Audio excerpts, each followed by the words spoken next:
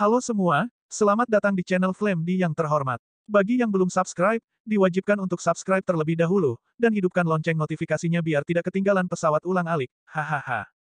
Nah, mari kita gas ke alur ceritanya. Binatang terbang itu terkejut, tapi itu benar-benar tenang setelah Xiao Yan menginjak telapak kakinya. Tentu saja, yang benar-benar mengejutkan binatang terbang ini adalah kekuatan jiwa Xiao Yan yang kuat. Pria itu hanya merasakan kulit kepalanya pecah, dia tidak pernah berpikir bahwa kekuatan Xiao Yan akan begitu menakutkan. Pada tahap awal Dewa Pertarungan Bintang 7, bagaimana mungkin? Setelah pria itu menyeka darah dari sudut mulutnya, aura Dewa Pertarungan Bintang 8 meledak, dan itu jelas terlihat mustahil baginya untuk mengakui kekalahan. Di belakang sosok pria itu, Genesis Ki yang agung naik ke langit, dan warisan Genesis Ki-nya melebihi 100 juta.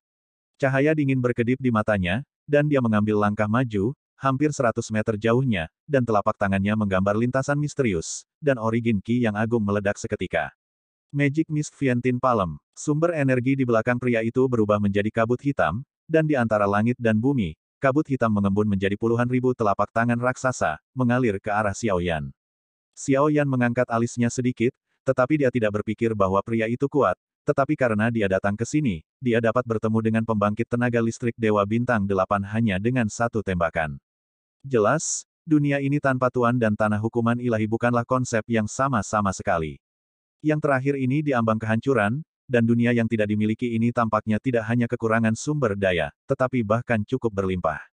Berdengung, berdiri di atas binatang terbang, aura Xiao Yan naik dengan cepat, dan dalam sekejap, Genesis Ki di belakang Xiao Yan juga melebihi 100 juta. Menyaksikan puluhan ribu telapak tangan raksasa mengaum dari langit sudah cukup untuk mengejutkan Dewa Petarung Bintang 7 biasa, tapi sayangnya, Xiao Yan tidak biasa. Yan, Bintang 8 dosen tidak menimbulkan ancaman di matanya pada awalnya, hari.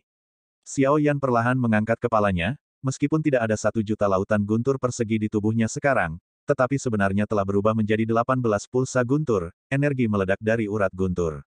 Dan kemudian memukulnya langsung dari udara tipis. 1000 hantu naga guntur hancur. Guntur hitam yang penuh dengan kekuatan penghancur melonjak keluar dari tubuh Xiao Yan dan dengan cepat mengembun di atas tinjunya. Guntur itu sepertinya merobek celah di kekosongan, dan naga guntur 100 zang meraung seketika. Thunder Dragon menginjak kehampaan, guntur hitam menutupi tubuhnya, dan sisik naga di sekujur tubuhnya juga berubah menjadi hitam dan emas, bersinar dengan guntur yang aneh. Ledakan. Baizang Thunder Dragon bersinar dengan emas hitam dan guntur di seluruh tubuhnya, tubuh naganya yang besar melingkar, melindungi Xiao Yan di dalamnya. Sapuan terus-menerus, saya melihat 10.000 telapak tangan raksasa itu berubah menjadi bubuk dalam sekejap, dan mereka membombardir Baizang Thunder Dragon, dan sisiknya hanya sedikit bergetar, dan tidak ada keruntuhan. Mustahil. Wajah pria itu terkejut, hanya untuk melihat Xiao Yan menginjak binatang terbangnya, ekspresinya santai dan bebas. Saudaraku ini, aku benar-benar teman lama permaisuri. Kamu akan tahu segalanya ketika kamu membawaku menemui permaisuri. Xiao Yan berkata perlahan, naga guntur memancarkan paksaan mutlak, seperti makhluk hidup, 1000 ilusi guntur naga yang dilemparkan oleh Xiao Yan Bro sebenarnya hanya model naga, tetapi tidak mungkin memiliki jiwa naga atau jiwa naga di dalamnya, kebijaksanaan yang terkandung di dalamnya berasal dari kekuatan guntur Xiao Yan. Setelah Xiao Yan sepenuhnya mengendalikan Void Extinguishing Thunder, Tousan Illusory Thunder Dragon Pounder yang ditampilkan saat ini tidak kalah kuatnya dengan keterampilan bertarung dari Fortune Rang. Xiong Tai, tinju dan kaki kejam, pedang tidak memiliki mata, dengarkan aku. Kamu benar-benar bukan lawanku. Kata Xiao Yan, dia seharusnya bisa berada di orang ini temukan terobosan di tubuhnya, jadi mungkin Anda bisa mengetahui mengapa permaisuri memiliki kebencian yang begitu besar terhadap Sengsi. Pria itu menatap Xiao Yan dengan mata muram, dia melihat bola roh di tangannya, dan kemudian menghancurkannya secara instan, dan melihat lubang cacing muncul di belakangnya. Guyan, aku meremehkanmu, jangan khawatir, kamu tidak akan pernah lepas dari telapak tangan pemburu dewa. Pria itu menembak ke belakang, jatuh ke lubang cacing, dan menghilang seketika. Binatang terbang di bawah kaki Xiao Yan tiba-tiba merintih, merasa tidak berdaya setelah ditinggalkan oleh tuannya. Jangan takut, bawa aku ke tempat permaisuri berada, aku tidak akan menyakitimu. Xiao Yan menepuk kepala binatang terbang itu dan berkata dengan lembut, dan segera mengeluarkan ribuan senyuan. Pilkidan memberikannya ke di mulut binatang terbang.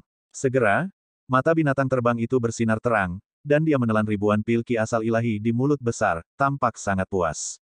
Kamu harus melakukan sesuatu untukku ketika kamu mengambil uang orang, kamu harus tahu.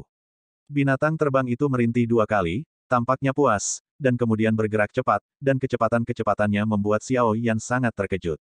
Ini bukan lagi terbang, tapi teleportasi. Hanya saja jarak teleportasinya tidak terlalu jauh, tapi meski begitu, kecepatannya tetap mencengangkan. Jika Bahtera juga dapat memiliki kemampuan ini, kecepatannya mungkin akan berlipat ganda. Xiao Yan, yang sedang duduk bersila di atas binatang terbang itu, melihat cahaya biru berkelap-kelip dari sayap binatang terbang itu. Melihat ke dalam kehampaan, itu adalah pelangi panjang biru lurus. Itu bisa melihat titik-titik yang ada di kehampaan, dan kemudian melipat ruang sehingga kedua titik itu tumpang tindih untuk mencapai kecepatan teleportasi. Xiao Yan mencubit dagunya dan menganalisis bagaimana binatang terbang itu melakukannya. Xiao Yan tidak tahu kemana perginya binatang terbang. Ini bukan Sengxi, dan tidak ada lautan kehampaan. Dari sini, kita dapat melihat bahwa dunia tanpa Tuan tidak dapat dibandingkan dengan Sengxi.